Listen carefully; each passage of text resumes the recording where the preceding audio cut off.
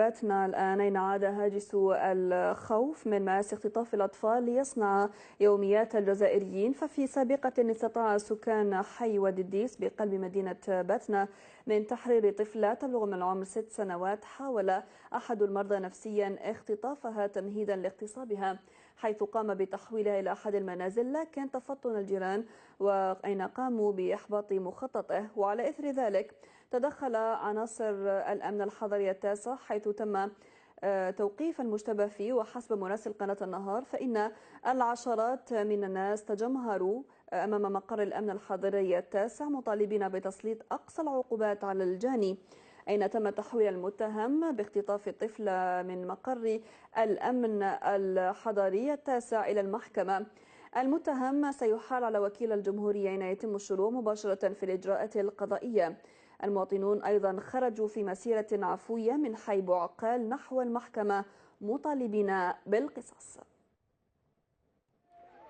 هذه بنتي جيهان في عمرها 7 سنين، تعدى عليه تم سرقها واحد يقولوا مختل عقليا، داروا له خبره لقاو بلي صحيح، فهمني؟ صحيح. هذه قضيه يبيع في الحبوب، قضيه كذا امور درك، مش قضيه بنتي برك، هذه قضيه راي عام، قضيه كارتي كامل، قضيه بيع في الحبوب، قضيه يشربوا في الشراب، يهزوا في السلاح، قضيه كارتي ولاد كولومبيا مش كارتي. هذه الحادثه صارت على البارح على الوحده، وهذه قضيه باش تعاود تعني هال لو كما فقولهاش الجيران، والجيران اللي كسروا خرجوا في حضور الشرطه كان دار حوايج ممكن لحد القتل. حنا نطالبوا تحقيق العداله. دخلني للدار، حكمني على يدي وتكاني على الكنبي وجبد لي الموس. منعتني جارتنا. والجيران؟